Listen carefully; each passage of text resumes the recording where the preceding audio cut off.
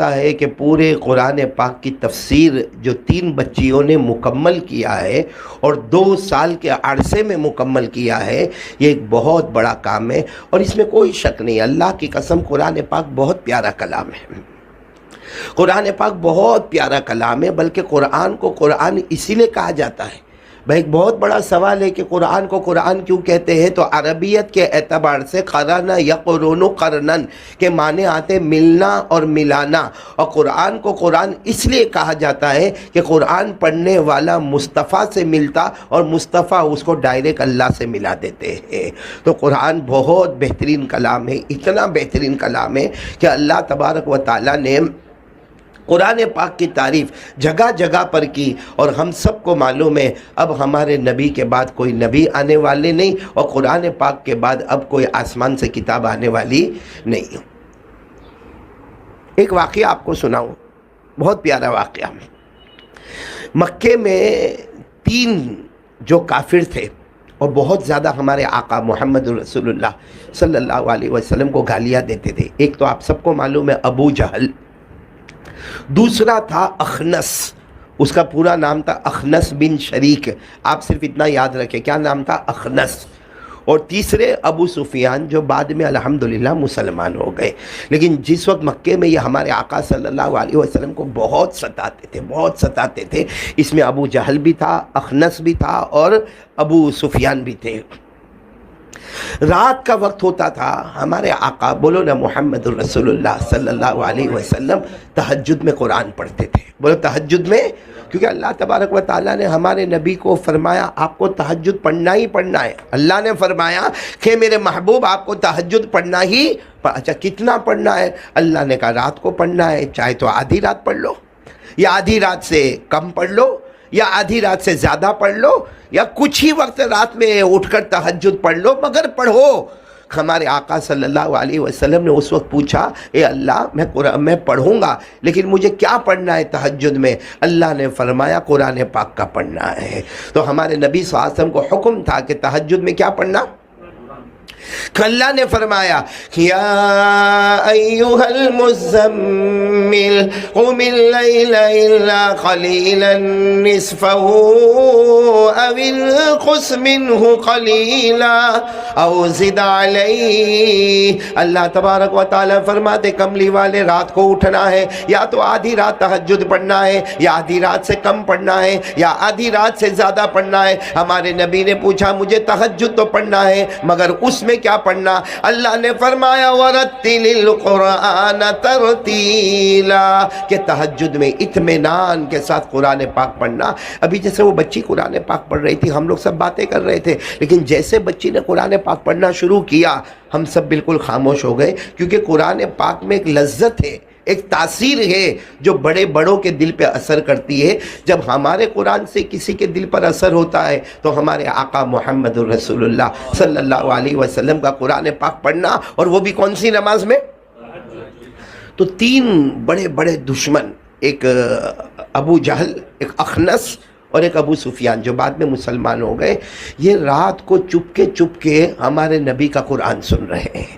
حالانکہ بہت بڑے دشمن ہیں، لیکن ابو جہل بھی چپ کے ہمارے نبی تہجد میں پڑھ رہے ہیں، وہ سن رہے ہیں۔ اخنس بھی دوسری گلی میں کھڑے ہو کے سن رہے ہیں، اور ابو سفیان بھی سن رہے ہیں۔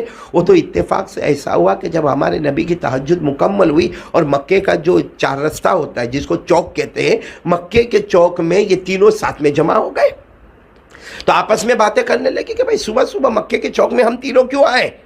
تو اس میں ابو سفیان نے تو کہہ دیا بھائی جھوٹ بولنے کی ضرورت نہیں، میں محمد کا قرآن سننے کے واسطے آیا تھا۔ تو ابو جہل نے کہا میں بھی ان کا قرآن سننے کے واسطے آیا تھا۔ تو اخنس نے کہا میں بھی قرآن سننے کے واسطے آیا تھا۔ ابو جہل نے کہا میں وہاں چھپ کے سنتا تھا، اخنس نے کہا میں وہاں کھڑے ہو کر سنتا تھا، ابو سفیان نے کہا کہ میں وہاں سنتا تھا۔ لیکن تینوں نے کہا کہ یہ بات کسی مکے والے کو معلوم نہیں ہونا چاہیے، خاص کر کے عورتوں کو، بچوں کو، کسی کو معلوم نہیں ہونا چاہیے، کیونکہ ہم دن بھر محمد کو گالیاں بکتے صلی اللہ علیہ وسلم، ہم محمد کو قتل کرنے کی پلاننگ کرتے ہیں، ہم محمد کے خلاف سازشیں کرتے ہیں، اور رات کو ہم ہی لوگ ان کا قرآن سننے کے لیے آتے، اس لیے کسی کو معلوم نہیں ہونا چاہیے۔ یہاں تک کہ تینوں نے فیصلہ کیا کہ ہم کو بھی آج سے آنے کا نہیں، بولو تینوں کو آنے کا نہیں، تینوں نے فیصلہ کر لیا. اخنس اپنے گھر کی طرف چلے، ابو سفیان اپنے گھر کی طرف چلے، ابو جہل اپنے گھر کی طرف چلا. دوسرے دن رات کو ابو جہل سوچنے لگا وہ دو تو آئیں گے نہیں، کیونکہ وعدہ ہو گیا میں اکیلا تو جا کر سن لوں. اخنس نے بھی یہی سوچا وہ دو نہیں آئیں گے، میں اکیلے جا کر سن لوں. ابو سفیان نے بھی یہی سوچا وہ دو نہیں آئیں گے، میں اکیلے جا کر سنوں. ہوا یہ کہ دوسری رات کو بھی ہمارے نبی تہجد میں پڑھ رہے، یہ تینوں کے تینوں سن رہے، اور صبح میں بالکل مکے کے چوک میں تینوں جمع ہوتے ہیں. تو پھر سوال ہوتا ہے کیوں؟ تو ابو سفیان نے کہہ دیا محمد کا قرآن سننے آیا تھا. تو ان دونوں نے بھی کہا کہ ہم محمد کا قرآن سننے آئے تھے. تینوں نے سوچا کہ اب کیا کرے، کہا ایک کام کرے. عربوں کا طریقہ تھا کہ ایک جانور کو ذبح کرے اور وہ جانور کا خون ایک پیالے میں رکھے اور پیالے میں تینوں کی تینوں اپنا ہاتھ ڈبوئے اور قسم کھائے کہ اب سے ہم محمد کا قرآن سننے کے لیے نہیں آئیں گے. تو مجھے بتانا یہ ہے کہ قرآن تو ایسا پیارا کلام ہے، ایسا پیارا کلام ہے، اپنوں کو کیا دشمنوں کے دل کو بھی گھیر لیتا ہے. ماشاءاللہ یہ قرآن پاک اتنا پیارا ہے. میں نے ابھی کچھ دن پہلے سنا ایک بہت بڑے قاری گزرے، قاری عبد الباسط. قاری آپ سب نے ان کی قرات سنی ہوگی. ایک زمانے میں وہی مشہور تھے قاری عبد الباسط رحمۃ اللہ علیہ. مصر کے رہنے والے تھے. ایک مرتبہ مصر کا جو حاکم ہے جس کا نام تھا جمال عبد الناصر، جمال عبد الناصر، یہ مصر کا حاکم تھا جمال عبد الناصر. اس کو روس جانا تھا اور روس کے اندر اس وقت دہریت تھی. دہریت کے معنی کسی مذہب کو نہیں ماننے کا. بولو کسی مذہب کو، جس کو ہم لوگ کہتے ہیں ناستک، یعنی کسی مذہب کو. تو مصر کے حاکم جمال عبد الناصر کو بزنس کی وجہ سے روس جانا تھا، یعنی رشیا کی طرف جانا تھا. تو ساتھ میں قاری عبد الباسط کو کہا آپ بھی میرے ساتھ میں چلو. قاری عبد الباسط بھی بڑے خوش ہو گئے کہ مصر کا حاکم جمال عبد الناصر وہ مجھے لے کر رشیا کی طرف جا رہے، روس کی طرف جا رہے. خیر روس کی طرف گئے، جو بزنس میٹنگ کرنی تھی میٹنگ ہوئی. سارے بڑے بڑے کاروبار والے مرد عورتیں جمع تھے. وہ مصر کے حاکم جمال عبد الناصر نے کیا کہا کہ میں ایک مہمان کو لے کر آیا ہوں، ان کا نام ہے قاری عبد الباسط. وہ کچھ پڑھ کے سنائیں گے، اگر آپ کی اجازت ہو تو وہ 5-10 منٹ پڑھ لے. تو وہ روس والوں نے کہا ہاں پڑھے، ہمیں اس میں کیا. حالانکہ وہ روس والوں کو عربی نہیں معلوم، ان کو یہ نہیں معلوم کہ ایمان کیا ہے، ان کو یہ نہیں معلوم کہ اسلام کیا ہے، یہاں تک کہ ان کو یہ نہیں معلوم کہ محمد عربی صلی اللہ علیہ وسلم کون ہے. لیکن جمال عبد الناصر نے اشارے سے کہا قاری عبد الباسط کو آپ پڑھنا شروع کریں. قاری عبد الباسط نے سورہ طٰہٰ کا پڑھنا شروع کر دیا. بولو سبحان اللہ. قاری عبد الباسط فرماتے میں کسی کی طرف دیکھتا نہیں تھا کیونکہ مجھے معلوم ہے کہ ان کو کچھ نہیں معلوم ہے کہ عربی کیا ہے، اسلام کیا ہے، ایمان کیا ہے، رسول کیا ہے. کہا میں گردن جھکا کے 2 رکوع پڑھتا رہا. 2 رکوع کے بعد جب میں نے اپنا چہرہ اٹھایا میں نے دیکھا اللہ کی قسم سب دھاڑے مار مار کے رو رہے ہیں. تو قاری عبد الباسط کہتے ہیں کہ میں نے جمال عبد الناصر کو کہا کہ ان میں سے جو عربی جانتا ہو اس کو عربی میں یہ کہو کہ یہ روتے کیوں ہیں، کیونکہ ان کو تو کچھ نہیں معلوم کہ میں کیا پڑھا، کون سی زبان میں پڑھا، ایمان کیا، اسلام کیا. جب ان کو پوچھا گیا تو انہوں نے کہا یہ آپ کے جو مہمان آئے وہ کیا پڑھتے ہیں ہم کو نہیں معلوم ہے، مگر جو پڑھتے ہیں وہ ہمارے دل کو موم کرتا ہوا نکل جاتا ہے. یہ قرآن پاک کی تاثیر ہے. اسی لیے یہ جو کفار تھے نا، کفار یہ بہت ڈرتے تھے کہ ہمارے بچے قرآن نہیں سنیں. بولو ہمارے بچے کیوں، اگر سنیں گے تو اسلام قبول کر لیں گے. اس لیے باقاعدہ کہتے تھے نہیں نہیں نہیں نہیں، اپنے بچوں کو، مرد اپنی بیوی کو، آقا اپنے غلاموں کو، سب کو ایک ہی نصیحت کرتے تھے قرآن مت سننا، قرآن مت سننا. جس کو اللہ نے فرمایا وَقَالَ الَّذِينَ كَفَرُوا لَا تَسْمَعُوا لِهَذَا الْقُرْآنِ وَالْغَوْا فِيهِ لَعَلَّكُمْ تَغْلِبُونَ. اللہ نے اتنے پیار سے کہا کہ یہ کافرین اپنے ہر ماتحت کو، بڑا ہر چھوٹے کو کہتا ہے قرآن مت سننا، لعلکم تغلبون، ورنہ تم ہار جاؤ گے. تم اسلام قبول کر لو گے، یہ جیت جائیں گے. اور اللہ کیا فرماتے، جب میرا قرآن پڑھا جائے تو سنو. کافرین کہتے قرآن پڑھا جائے تو مت سنو، اللہ کہتے میرا قرآن پڑھا جائے تو سنو. کافرین کہتے ہیں کہ میرا قرآن پڑھا جائے تو مت سنو ورنہ تم ہار جاؤ گے. اللہ فرماتے میرا قرآن پڑھا جائے تو سنو. اللہ کہتے رحمتوں کی بارشیں برساتا رہوں گا. کیا فرمایا، وَإِذَا قُرِئَ الْقُرْآنُ فَاسْتَمِعُوا لَهُ وَأَنصِتُوا لَعَلَّكُمْ تُرْحَمُونَ. اللہ فرماتے جب میرا قرآن پڑھا جائے غور سے سنو، خاموش رہو. اللہ کی رحمتیں تم پر برستی جائے گی۔ تو واقعتاً یہ قرآن کریم بہت پیارا پیارا کلام ہے۔ میں ان بچیوں کو مبارکبادی دوں گا جنہوں نے صرف قرآن پڑھا نہیں، خیر ماشاءاللہ بچیوں نے حفظ بھی کیا، بچیوں نے ناظرہ بھی مکمل کیا، لیکن ان بچیوں کو بہت خاص مبارکبادی دوں گا جنہوں نے پورے قرآن پاک کی تفسیر کو پڑھا۔ میں جہاں تک کہوں تو شاید غلط نہیں ہوگا، یہاں بھی جتنے لوگ بیٹھے ہیں نا، شاید یہاں جتنے میرے سامنے بیٹھے کسی نے پورے قرآن کی تفسیر کو نہیں پڑھا ہوگا۔ ہم کو شرم آنا چاہیے کہ ہم اتنے بڑے کاروبار میں آ گئے، آج تک ہم نے قرآن پاک کی تفسیر کو نہیں پڑھا۔ اور یہ بچیاں، معصوم بچیاں جنہوں نے الحمدللہ رب العالمین سے لے کر من الجنت والناس قرآن کو صحیح پڑھا، تجوید کے ساتھ پڑھا، ترتیل کے ساتھ پڑھا، تجوید کے ساتھ پڑھا، اور ساتھ میں قرآن پاک کی پوری تفسیر کو بھی سمجھ گئی، ماشاءاللہ۔ اللہ تبارک و تعالی اس مدرسے کو کامیابی عطا فرمائے۔ اور تفسیر بہت ضروری ہے، بولو تفسیر۔ ایک بات اور بھی بتاتا چلوں، یہ جنات ہے نا، جنات ہے اعجاز وہاں گھر میں، یہ تو گھر والی کو جنات سمجھتا ہے۔ آئیے کائے کو پھر مگج ماری کرتا ہے، بھائی بیٹھے پھر دکان پہ جانا ہے کہ نہیں جانا تیرے کو؟ یہ عورتوں کا معاملہ بہت ٹیڑھا ہوتا ہے، صحیح نا الماس؟ بہت ٹیڑھا ہوتا۔ ابھی میں یاسر کے گھر پہ تھا، معلوم نہیں مولانا یعقوب صاحب تو نہیں تھے، ابھی یاسر کے گھر پہ ایک دعوت تھی، تب دعوت میں اچانک ہمارا ایک مہمان آیا، اب وہ کھانا کھانے کو تیار نہیں، اب یاسر کے گھر پہ، یہ یاسر کے گھر پہ منا بھائی آپ بھی تھے، ہاں، تو مہمان آیا، اب اس کو کھانا نہیں کھانا، میرے کو کہتا چائے پینا۔ آپ کو صحیح بتاؤں، یاسر کی بیوی کو چائے بناتی تھی یا ہڈیاں گلاتی تھی، تقریباً پونے 1 گھنٹے کے بعد 1 کپ چائے کا نیچے اترا ہے۔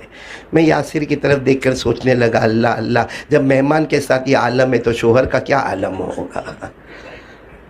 اللہ ہم سب کے لیے آسان کر دے رہے بھائی، یہاں آرام سے بیٹھ کے ہنستے مگر سب پر کیا گزرتی ہے۔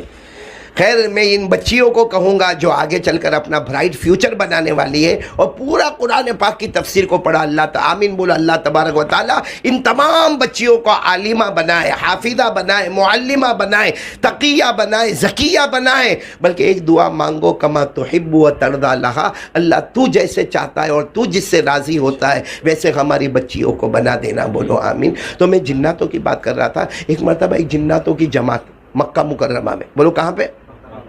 جناتوں کی جماعت، وہ رات کا وقت تھا، جناتوں کی جماعتیں تو نکلتی ہے، صورت میں بھی نکلتی ہے ماشاءاللہ، اچھا ہے آپ کی ملاقات نہیں ہوتی ہے۔ تو مکہ مکرمہ میں ایسے جناتوں کی جماعت جا رہی تھی، یہ میں ڈائریکٹ آپ کو قرآن سے بتا رہا ہوں، کوئی گھر کی بات نہیں بتا رہا، مکہ مکرمہ میں جناتوں کی جماعت جا رہی ہے۔ اور اس وقت ہمارے آقا صلی اللہ علیہ وسلم ایک جگہ رات میں، رات کا وقت تھا، ہمارے نبی صلی اللہ علیہ وسلم مکان کے باہر یا اسی جنگل میں ہمارے نبی تہجد کی نماز پڑھ رہے ہیں۔ وہ جتنے مکہ کے جو جناتوں کی جماعتیں، کوئی ایمان والا نہیں، کوئی بھی جنات ایمان والا، وہ تو وہاں سے گزر رہے۔ اچانک ان سب جناتوں کے کان میں ہمارے نبی کی آواز آئی، تو ایک جگہ پر کھڑے ہو گئے دور، کہا سب لوگ سنو سنو، چلو سنو سنو، وہ کیا پڑھ رہے، وہ جو بھی ہے لیکن کیا پڑھ رہے ہیں۔ تو انہوں نے جب قرآن کو سنا، کہاں سے کھڑے ہو کر سن رہے تھے؟ دور سے، لیکن جیسے سنتے گئے آٹومیٹک قریب ہوتے گئے، قریب ہوتے گئے، قریب ہوتے گئے، قریب ہوتے گئے، یہاں تک کہ ہمارے نبی کے بغل میں آ کے کھڑے ہو گئے۔ پوری جماعت کھڑی ہو گئی اور آ کر کہا آپ کون؟ ہمارے نبی نے فرمایا میں محمد، میں اللہ کا رسول۔ تو ان لوگوں نے کہا آپ نے جو پڑھا اسی پر ہم سب نے ایمان قبول کر لیا۔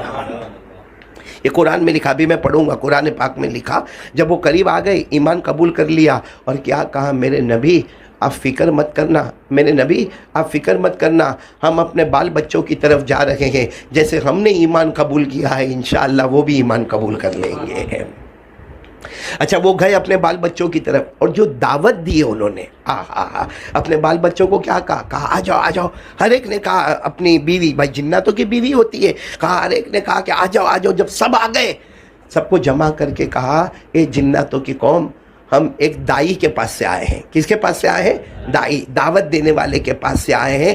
آپ لوگ ایمان لے کر آؤ، اللہ کی قسم اللہ تمہیں گناہوں سے معاف کر دے گا اور اللہ تم کو جہنم سے بچا لے گا، اور اگر آج ایمان نہیں لاؤ گے تو معلوم نہیں جہنم کا کتنا خطرناک عذاب ہمارے سامنے آئے گا۔ تو جناتوں نے بھی قرآن پاک کو سن کر کیا کر لیا؟ ایمان قبول کیا۔ اور یہ میں اپنی طرف سے نہیں کہہ رہا، پارہ نمبر 26، بولو پارہ نمبر میں پڑھ رہا ہوں، اللہ نے فرمایا وَإِذْ صَرَفْنَا إِلَيْكَ نَفَرًا مِّنَ الْجِنِّ يَسْتَمِعُونَ الْقُرْآنَ فَلَمَّا حَضَرُوهُ قَالُوا أَنصِتُوا فَلَمَّا قُضِيَ وَلَّوْا إِلَىٰ قَوْمِهِم مُّنذِرِينَ۔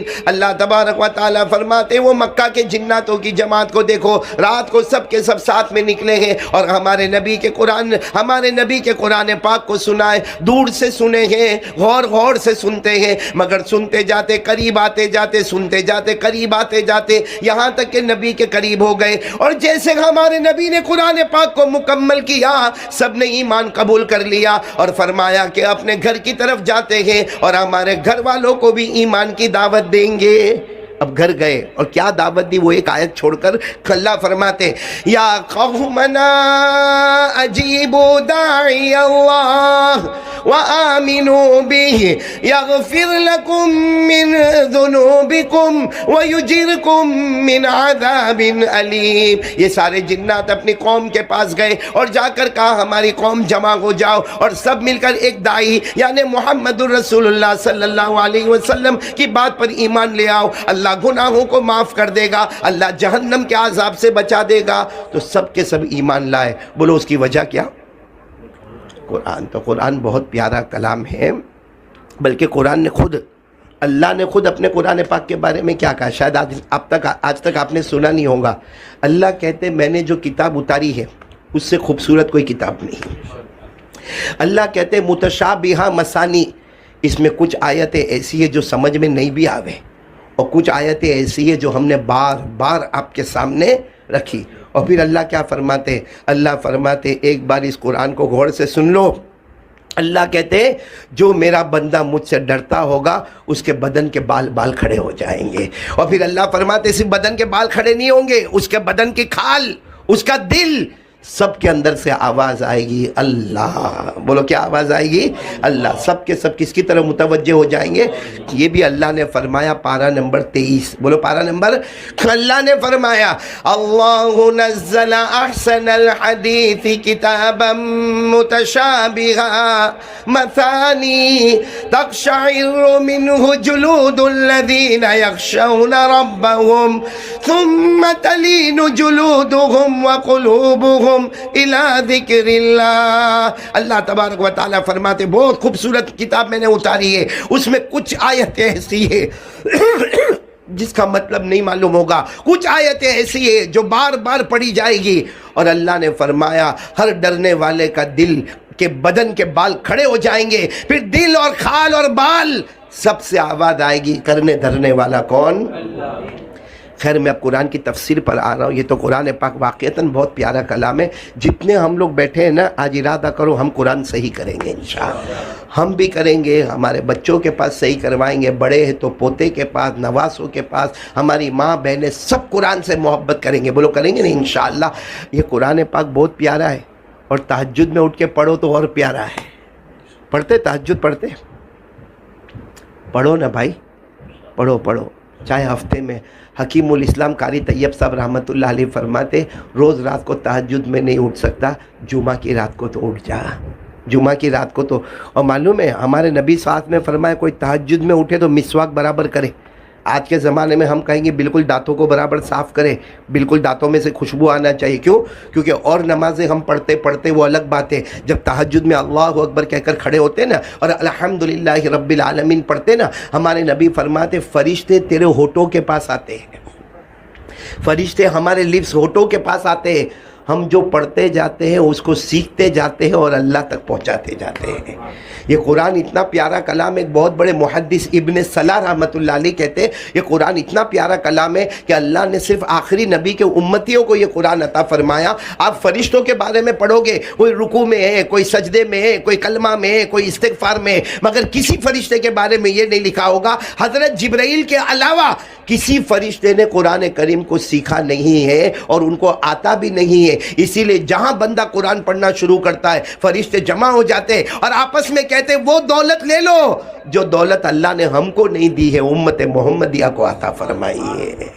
یہ قرآن بہت پیارا کلام ہے، بہت پیارا کلام۔ اب میں بتا رہا ہوں کہ قرآن کی تفسیر کیوں ضروری ہے، کیونکہ کبھی کبھی سوال ہوتا ہے یہ سب کو قرآن پاک کا ترجمہ بتانے کی کیا ضرورت ہے، تفسیر بتانے کی کیا ضرورت ہے؟ ارے میرے دوستو، اللہ کی قسم فرض ہے، بولو قرآن کریم کی تفسیر کا سیکھنا فرض ہے، اور وہ بھی وہ فرض ہے جس کو ہم کہتے ہیں فرض کفایہ، وہ فرض ہے قرآن کریم کی تفسیر کا سیکھنا۔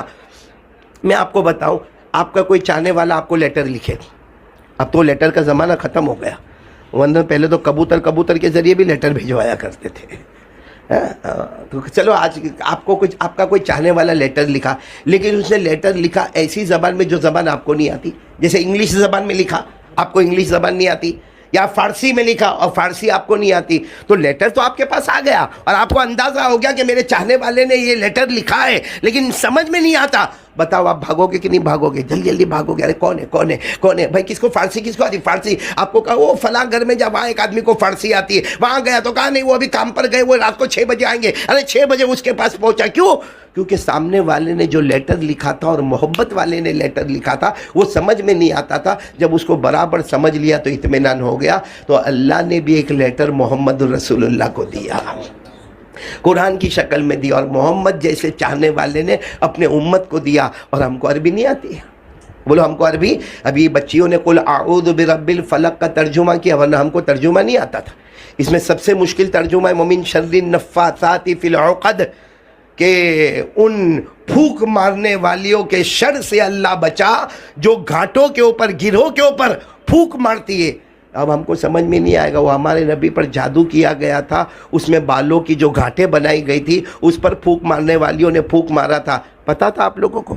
حالانکہ قل اعوذ برب الفلق کتنی مرتبہ ہم نماز میں پڑھتے ہیں، لیکن وَمِن شَرِّ النَّفَّاثَاتِ فِي الْعُقَدِ کا ترجمہ ہم کو نہیں معلوم ہے۔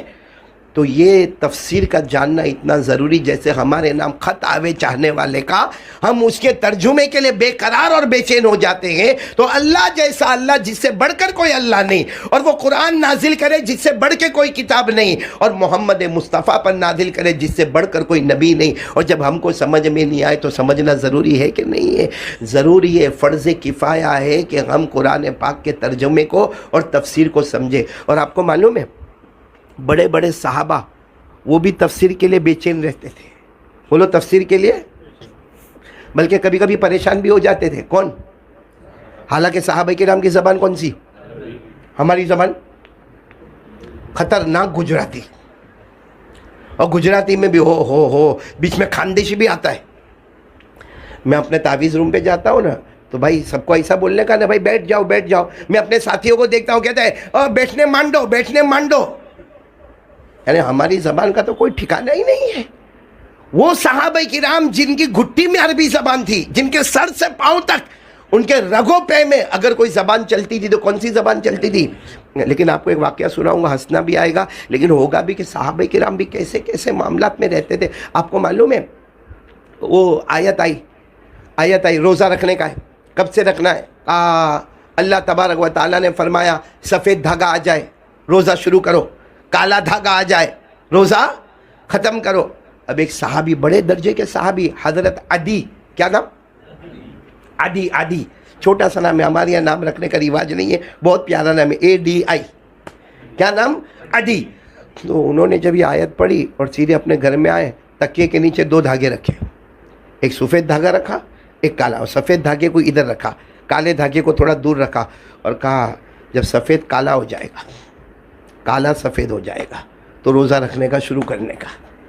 حالانکہ قرآن کا مقصد یہ نہیں تھا، لیکن انہوں نے یہ مقصد سمجھا کہ 2 دھاگے رکھے، جب سفید والا کالا اور کالا والا، اب صبح ہو گئی، وہ سفید کا سفید ہی ہے، کالا ہی ہے، یہ روزہ رکھ ہی نہیں رہے۔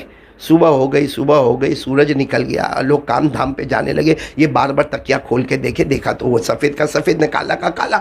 تو اللہ کے رسول صلی اللہ علیہ وسلم کے پاس آئے، کہا اللہ کے رسول سب نے روزہ رکھا؟ میں نے بھی فرمایا رکھا۔ کہا میں نہیں رکھا، بھوکا ہوں لیکن روزے کی نیت نہیں کیا۔ کیوں؟ کہا میرا دھاگا تو بدلا ہی نہیں، میرا سفید دھاگا سفید ہی رہا، کالا ہی رہا۔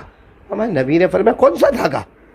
تو انہوں نے وہ آیت پڑھ کے سنا ہے، ہمارے نبی صلی اللہ علیہ وسلم مسکرائے اور سر پر ہاتھ رکھا، کہا سفید دھاگے سے مراد صبح صادق ہے اور کالے دھاگے سے مراد غروب آفتاب ہے۔ کاش کہ تم یہ عربی کو سمجھے ہوتے، کیونکہ اللہ نے سفید دھاگا اور کالا دھاگا ہی فرمایا۔ وَكُلُوا اللہ نے فرمایا وَكُلُوا وَاشْرَبُوا حَتَّى يَتَبَيَّنَ لَكُمُ الْخَيْطُ الْأَبْيَضُ مِنَ الْخَيْطِ الْأَسْوَدِ۔ اللہ تبارک و تعالیٰ سفید دھاگا کالا دھاگا، تو یہ بھی بیچارے سفید دھاگا اور کالا دھاگا رکھ کر آئے۔ ہمارے نبی بہت مسکرائے، صحابہ کرام کو بلا کر کہا دیکھو عدی نے اپنے تکیے کے نیچے کالا دھاگا اور سفید دھاگا رکھا۔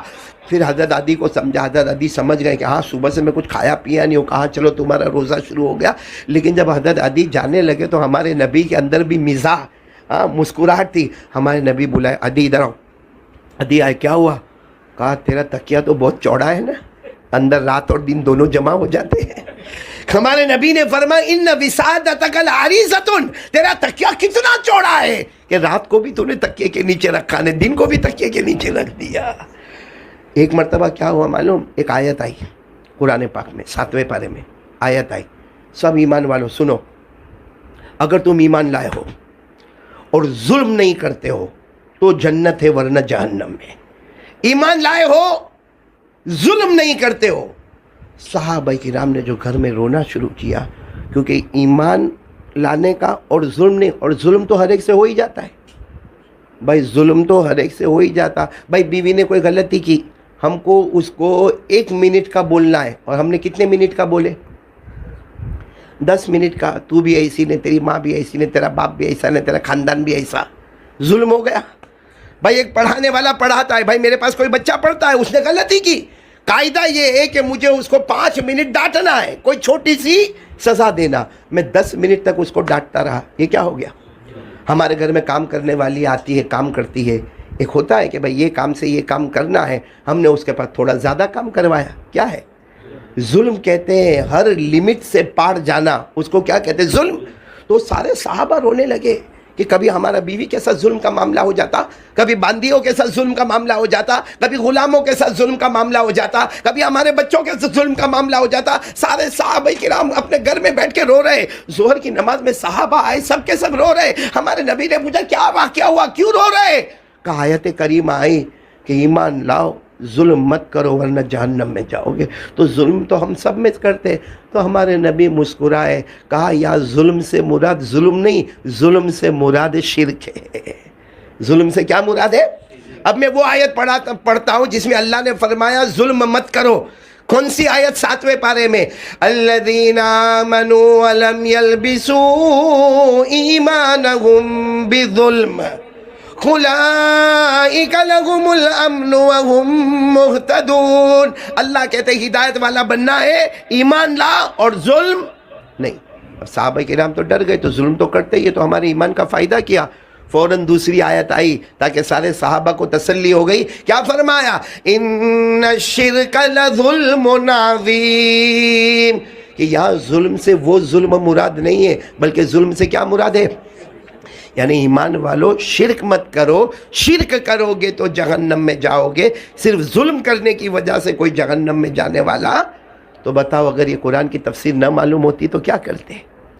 آپ کو معلوم ہے حضرت عمر رضی اللہ تعالیٰ عنہ ایک چھوٹے سے بچے، ابھی تو خیر بچے، یعنی حضرت عبداللہ بن عباس، حضرت عمر کے زمانے میں کتنے تھے؟ ان کی عمر کتنی تھی؟ بالغ بھی نہیں ہوئے تھے، بولو بالغ بھی۔ اب حضرت عمر کی جب کانفرنس ہوتی تھی، قرآن کی کانفرنس، کس کی کانفرنس؟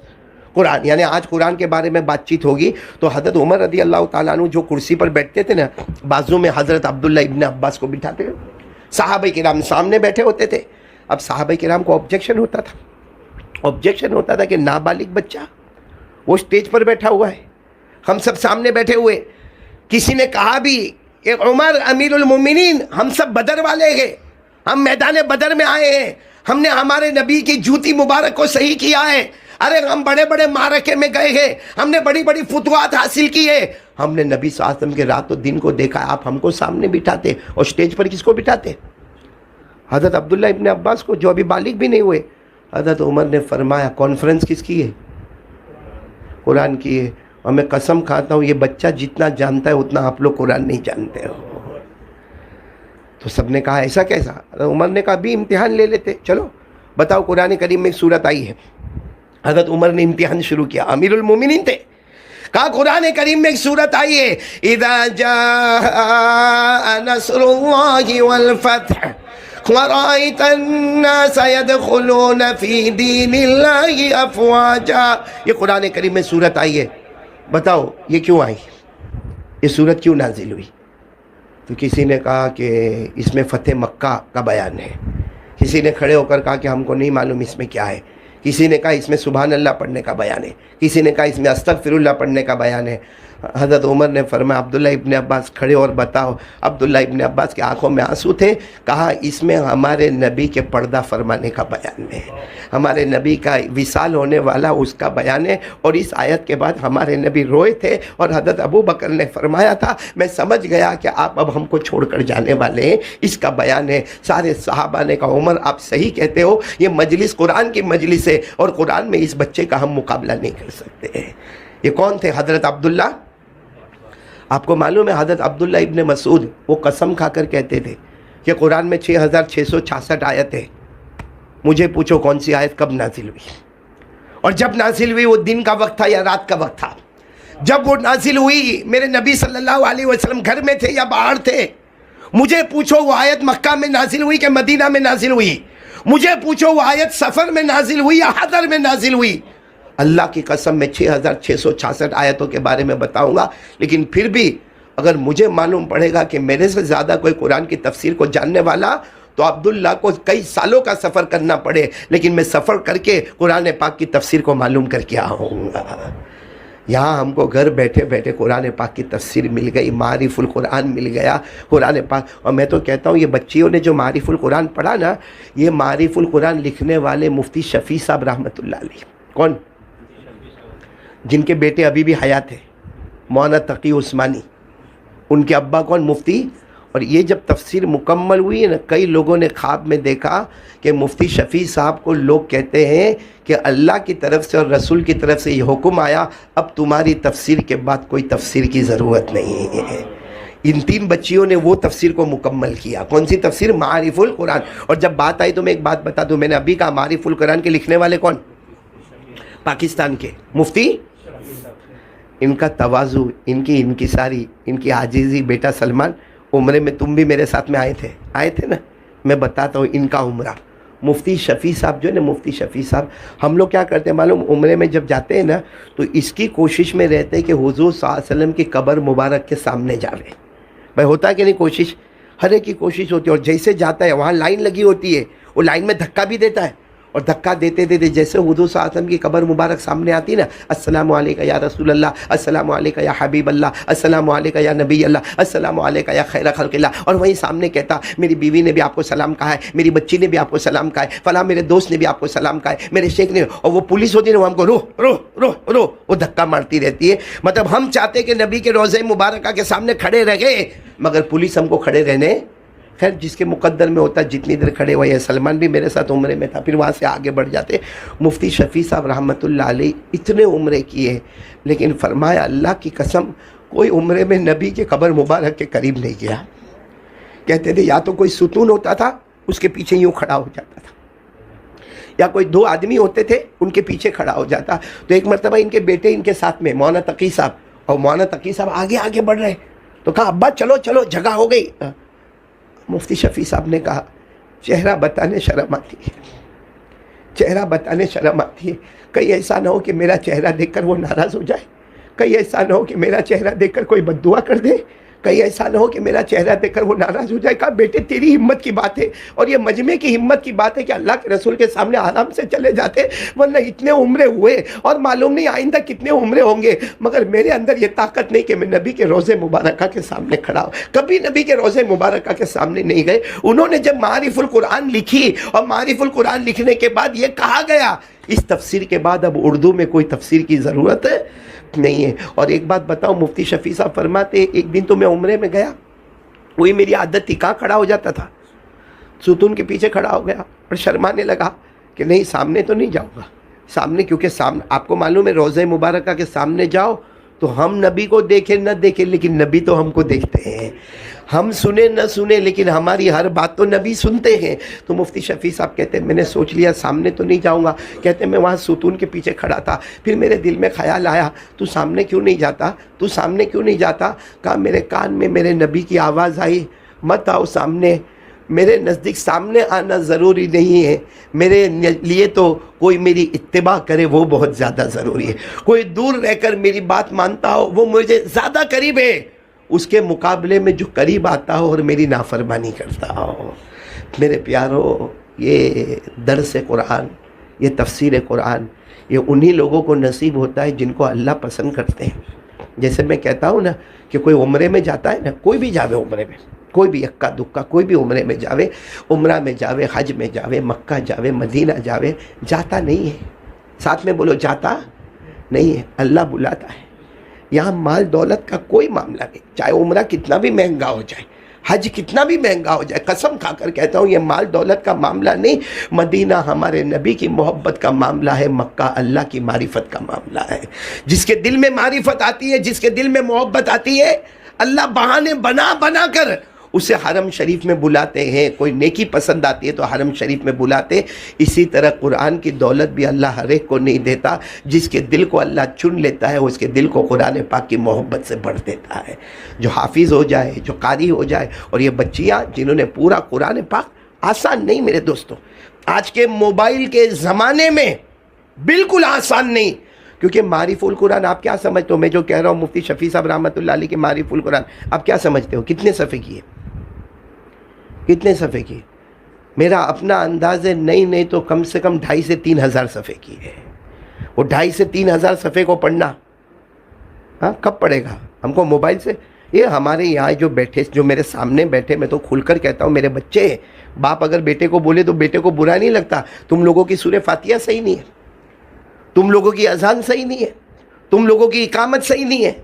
موبائل کے زمانے میں ہماری سورہ فاتحہ صحیح نہیں ہے، اس زمانے میں یہ 3 بچیاں اگر 3,000 صفحے قرآن کی تفسیر کا پڑھتی ہو تو میرے پیاروں یہ ہم سے کتنی آگے نکل گئی ہے۔ اور یہ کیوں ہوا؟ یہ اللہ کا فضل ہوتا ہے، اللہ جس کے دل کو چن لیتا ہے اپنے قرآن کی دولت سے بھر دیتا ہے۔ اللہ ہم سب کو عمل کی توفیق عطا فرمائے۔ میں تھکا ہوا، میری آواز بیٹھی ہوئی، زیادہ نہیں بول سکتا، لیکن میں بہت بہت بہت مبارکبادی دوں گا بچیوں کو جنہوں نے قرآن پاک کی تفسیر کو مکمل کیا، جنہوں نے سورہ اخلاص، سورہ فلق، سورہ ناس کی تفسیر کی، الوداعی اشعار پڑھے، نعت پاک پڑھی، اور بہت اچھے انداز میں قرآن پاک کو پڑھا۔ میں پھر کہوں گا بہت سارے مدرسۃ البنات میں جانا ہوا بیٹا یاسر، یعنی ختم بخاری کے بڑے بڑے عورتوں کے جلسے میں گیا، اور ابھی مجھے دعوت تھی لیکن اپنی طبیعت کی وجہ سے میں مالیگاؤں نہیں جا سک رہا ہوں، اور ان لوگوں نے بیچاروں نے رکا کر رکھا ہے بچیوں نے کہ جب قاری احمد علی آئیں گے تبھی ہماری بچیاں ختم بخاری کرے گی، ورنہ یہ ہفتے میں مجھے جانا تھا لیکن طبیعت بہت زیادہ خراب ہے۔ تو میں وہاں جاتا ہوں، وہاں بھی اتنا اچھا قرآن میں نے نہیں سنا جو جاپا بازار کے اس مدرسے میں نے قرآن پاک کو سنا۔ اللہ پڑھانے والی معلمات، عالمات کو بہترین بدلہ عطا فرماوے، اور اللہ پڑھنے والی بچیوں کو بہت بہت زیادہ محبوبیت اور مقبولیت سے مالا مال فرمائے، اور اللہ ہر بچی کا فیوچر جو ہے، مستقبل جو ہے، اللہ اس کو روشن بنائے، اور اللہ یہاں کے خدمت کرنے والے، خاص کر کے ہمارے یاسر بھائی، ان کی پوری فیملی، ان کی والدہ، ان کی اہلیہ محترمہ، اللہ تبارک و تعالیٰ ان کو بہترین بدلہ عطا فرمائے، کیونکہ اس زمانے میں قرآن کی فکر کرنا یہ اللہ سے محبت کی دلیل ہے۔ اس زمانے میں درس قرآن کی فکر کرنا ہمارے آقا محمد الرسول اللہ صلی اللہ علیہ وسلم سے محبت کی دلیل ہے۔ اس لیے میں سب کو بہت بہت مبارکبادی دوں گا، اور یہ کہوں گا کہ موبائل کا استعمال کم کر دو۔ میری ماؤں کو، بہنوں کو، بیٹیوں کو، آپ کو موبائل کا استعمال کم کرو۔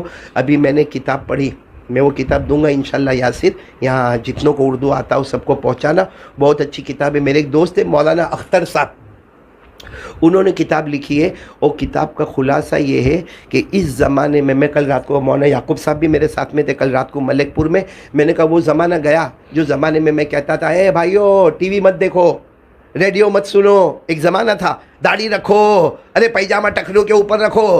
میں نے کہا وہ زمانہ گیا، اب تو یہ کہنا ضروری ہے نماز پڑھ لو اور اپنے ایمان کو بچا لو، نماز پڑھ لو، اپنے ایمان کو بچا لو۔ اور ابھی وہ سمجھ میں آتا ہے، میں 2 باتیں کہہ کر بات، ٹائم ہے نا، 2 باتیں کہہ کر بات ختم کروں گا۔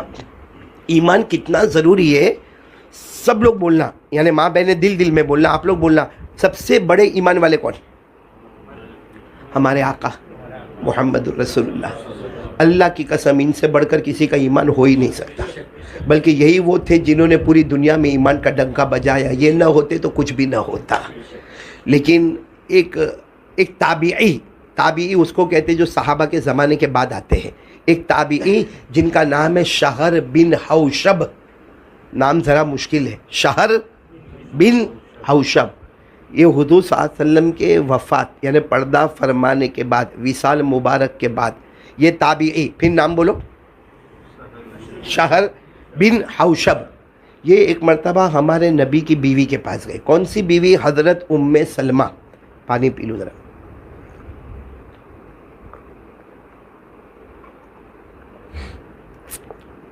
سننے جیسی بات ہے، شہر بن حوشب ہمارے نبی کی بیوی کے پاس گئے، بیوی کا نام،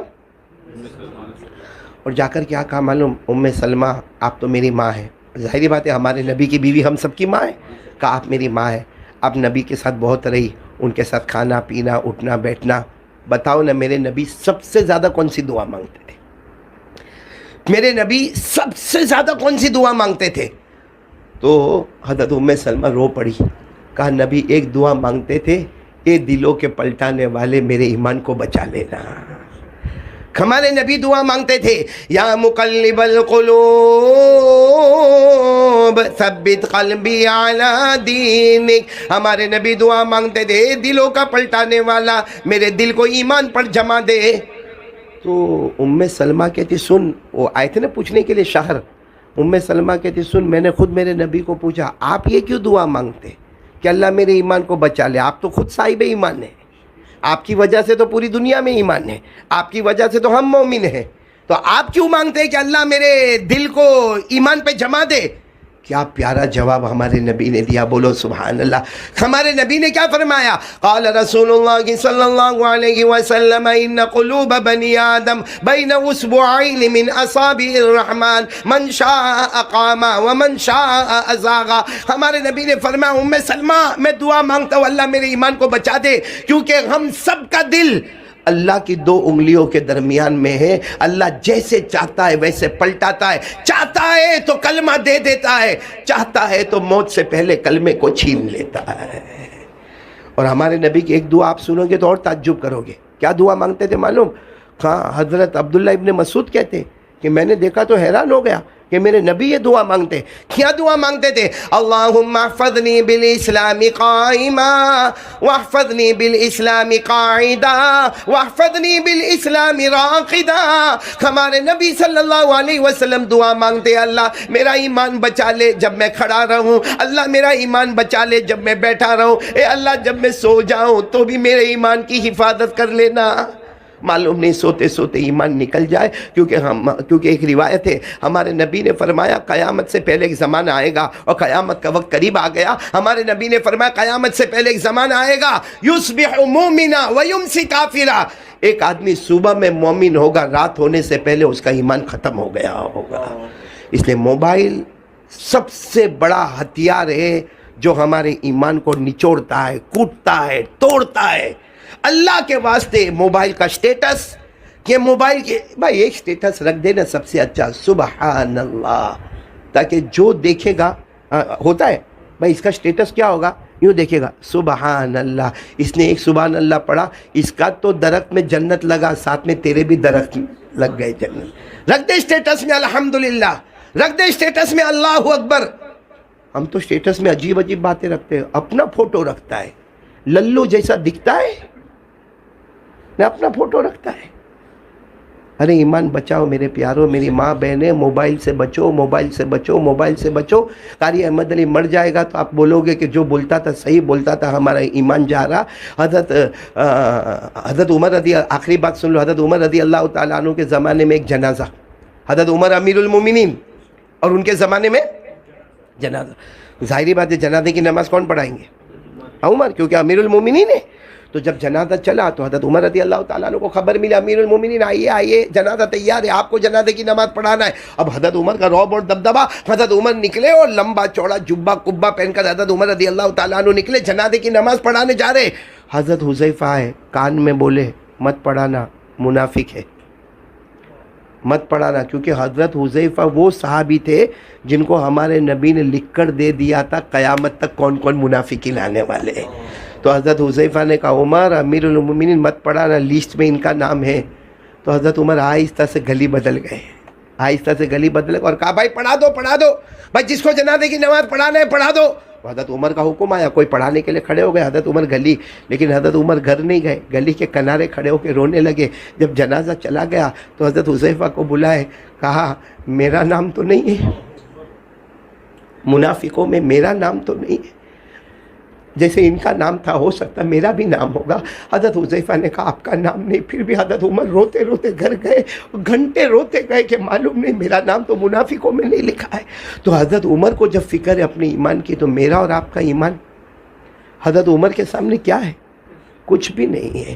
اس لیے اللہ تعالیٰ اس مدرسے کی حفاظت فرمائے، حاسدوں کے حسد سے بچائے، فتنوں کے فتنے سے بچائے، شریروں کی شرارتوں سے بچائے۔ اور میرے کو بہت خوشی ہوئی کہ اس مدرسے کے تحت سنیچر ایوری سیٹرڈے شام کو 4 سے 5 اجتماع ہوتا ہے، یہیں سے طے ہوتا ہے کہاں پر اجتماع ہونے والا ہے۔ شام کو 4 سے 5 میں تمام کو کہوں گا، آپ کی بہنیں ہو، آپ کی بیٹیاں ہو، آپ کی بیویاں ہو، آپ کی مائیں ہو، دیکھو اس وقت ہمارے گھر میں دین کا آنا بہت ضروری ہے، کیونکہ موبائل نے آ کر آسان الفاظ میں یوں کہو کہ ہمارے گھر سے قرآن کو باہر نکال دیا، ہمارے گھر سے اذان کو باہر نکال دیا، ہمارے گھر میں چھوٹے چھوٹے بچوں کے ہاتھ میں موبائل اور اس پہ دھڑا دھڑ میوزک بجتا رہتا ہے اور وہ میوزک سنتے رہتے ہیں۔ حالانکہ میوزک کے بارے میں لکھا کہ جو میوزک سنتا ہے اللہ اس کو موت کے وقت کلمہ بھی نصیب نہیں کرتا ہے، لیکن ہمارے بچوں میں آیا ہے۔ اس لیے ہماری ماؤں کو، بہنوں کو، بیٹیوں کو، سب جگہوں کو، سب کو یہ دینی اجتماعی پروگرام میں بھیجو، ہر سنیچر کو 4 سے 5۔ اللہ تبارک و تعالیٰ سب کو جانے کی توفیق عطا فرمائے۔ یہ میں کہنا مناسب نہیں سمجھتا، لیکن پھر بھی کہہ دیتا ہوں، یہ جو مدرسہ ہے یا جو سنیچر کو جو پروگرام ہوتا ہے، الحمدللہ سلم الحمدللہ میرے جیسا نالائق قاری احمد علی، انہی کے مشورے سے سارا کام ہوتا ہے۔ اور یہ لوگ واقعتاً اتنی کاوشوں کے ساتھ، اتنی کوششوں کے ساتھ، اتنے اخلاص کے ساتھ کام کرتے ہیں کہ دل سے کبھی رات کے سناٹے میں دعا نکلتی ہے کہ اللہ تبارک و تعالیٰ انشاءاللہ اس چھوٹے سے مدرسے کو ایک بہت بڑا دارالعلوم مدرسہ للبنات کی شکل دے گا۔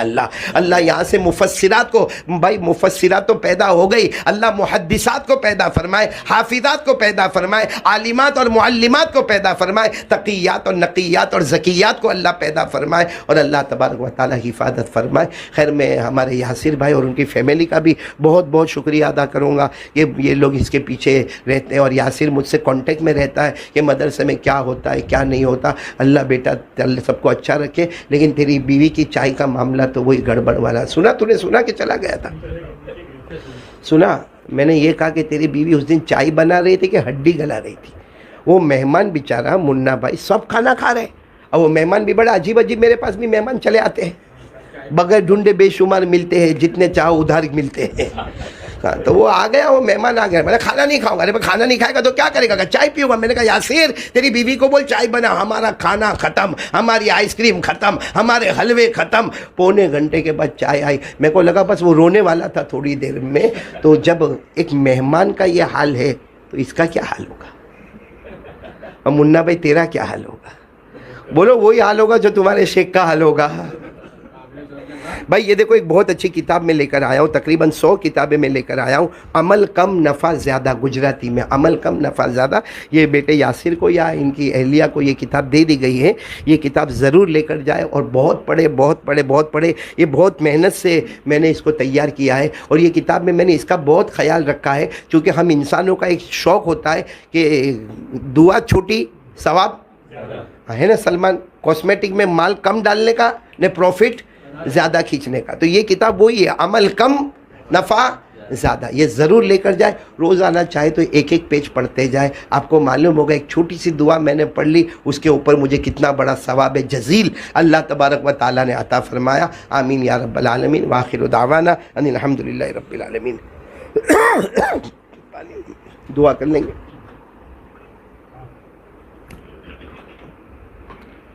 وہ اعجاز کوئی ناشتہ واشتہ کچھ ہے کہ میرے کو پوچھ رہا ہوں ناشتے کا ادھر دیکھ رہا ہے.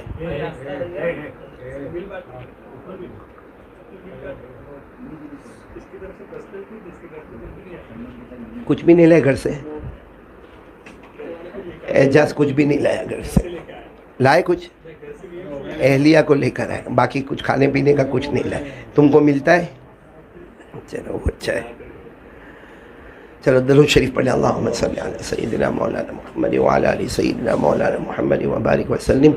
ربنا آتنا فی الدنیا حسنۃ وفی الآخرۃ حسنۃ وقنا عذاب النار. اے اللہ ہمارے گناہوں کو معاف فرما, اللہ ہماری خطاؤں سے درگزر فرما. اللہ بہت گنہگار ہے, اللہ بہت خطا کار ہے. اللہ میں کسی اور کے بارے میں کیا کہوں. اللہ جب حضرت عمر کو اپنے ایمان کی فکر تھی, حضرت حذیفہ کو پوچھتے میرا نام منافقوں میں تو نہیں ہے. ہمارے نبی دعا مانگتے اللہ میرے ایمان کو جما دے. اللہ میں اپنے ایمان کے بارے میں کیا کہوں. اللہ بس تو بچا لے گا تو ایمان بچ جائے, تو بچا لے گا تو ایمان بچ جائے. باقی ہم تو ہار گئے اللہ, ہم اپنے شیطان کے سامنے ہار گئے, اپنے نفس کے سامنے ہار گئے, گناہوں کے سامنے ہار گئے, موبائل کے سامنے ہار گئے. اللہ ہم ہر چیز کے سامنے ہار گئے. اللہ تو ایمان بچا لے, اللہ تو ایمان بچا لے اللہ, اور ہمیں گناہوں سے بھی بچا لے اللہ. اللہ یہ مدرسے میں قرآن پاک حفظ بھی ختم ہوا, ناظرہ بھی ختم ہوا. اللہ اس زمین پر درس قرآن مکمل ہوا, قرآن پاک کی پوری تفسیر مکمل ہوئی, 2000 سے 2500 کے صفحے پڑھے گئے. اللہ الہ العالمین اس کی برکت سے ہم سب کے گناہوں کو معاف فرما دے. اور اللہ ان بچیوں کو حافظہ, عالمہ, قاریہ, تقیہ, نقیہ, زکیہ بنا دے, پوری امت کے لیے آنکھوں کی ٹھنڈک بنا دے. اللہ پڑھانے والی عالمات اور معلمات کی کاوشوں کوششوں کو قبول فرما لے. اللہ محنت تو ان کی, اللہ ہم تو کچھ دن کی دیر کے لیے آتے ہیں, کچھ بول کے چلے جاتے ہیں, کہتے قاری صاحب بہت اچھا بیان کر کے, لیکن اس میں قاری صاحب کا کوئی کمال نہیں تھا. کمال ان بچیوں کا تھا, ان پڑھانے والیوں کا تھا, جو 2 سال تک کھپتے رہے اور اللہ تیرے اور تیرے نبی کی باتوں کو سنتے رہے. اللہ ٹھنڈی گرمی کو نہیں دیکھا, اللہ بارش کو نہیں دیکھا, آتے گئے پڑھتے گئے. اللہ ان پڑھنے والیوں کو قبول فرما لے. ان کے ذریعے سے اللہ یہ بہترین مدرسۃ البنات کو تیار فرما دے. اللہ جہاں سے حسد آتا ہو, اللہ کوئی حاسدین ہو, کوئی ہمارے خلاف بغاوت کرے, کوئی ہمارے خلاف پلاننگ کرے, ہم کچھ نہیں کر سکتے اللہ, ہم بہت کمزور ہیں اللہ, ہم بہت کمزور ہیں. کوئی حسد کرے گا, بغاوت کرے گا, پلاننگ کرے گا, ہم کچھ نہیں کر سکتے. سب کو تیرے حوالے کرتے. اللہ تو سب کے لیے کافی ہو جا, اللہ تو سب کے لیے وافی ہو جا, اللہ تو ہماری مدد کرنے والا بن جا. الہ العالمین جن کے ماں باپ زندہ ہیں ان کے عمروں میں برکت عطا فرما دے. یہ مجمع میں بہت سارے بیٹھے ہوں گے, کسی کی ماں نہیں ہوگی, کسی کے ابا نہیں ہوں گے. اللہ میرے جیسا بھی کوئی بد نصیب ہوگا جس کی ماں بھی نہیں, ابا بھی نہیں, دونوں چلے گئے. آج ہوتے تو یہاں پر ہوتے اللہ, ابا تو ضرور یہاں پر ہوتے اللہ ان کی قبر کو نور سے بھر دے. جن کے اماں ابا چلے گئے سب کی قبر کو اپنے عطور سے معطر کر دے, اپنے نور سے منور فرما دے, سب کی قبر کو جنت کا بچھونا بنا دے. اے اللہ بدھ کا دین ہے, اللہ بدھ کا دن ہے, ظہر اور عصر کے بیچ کا وقت ہے. اللہ حضرت جابر رضی اللہ تعالیٰ عنہ فرماتے میرے نبی نے اس وقت دعا مانگنے کے لیے کہا جب بدھ کا دن ہو, ظہر اور عصر کے بیچ کا وقت ہو. حضرت جابر فرماتے میں نے جو دعا مانگی اللہ نے میری ہر دعا کو قبول کر لیا. اللہ ہم جابر تو نہیں, اللہ جابر کے پاؤں کی دھول بھی نہیں اللہ, لیکن اللہ ہماری دعا کو بھی قبول فرما لے. بہت سے لوگ روزی میں بہت پریشان ہیں, بہت پریشانی. اللہ بے حساب حلال برکت والی روزی دے دے کہ اللہ جو قرضے میں ڈوبے غیب سے قرضے ادا کروا دے. اللہ جو بے اولاد ان کو اولاد عطا فرما دے. اللہ دنیا آخرت کے سب معاملے کو آسان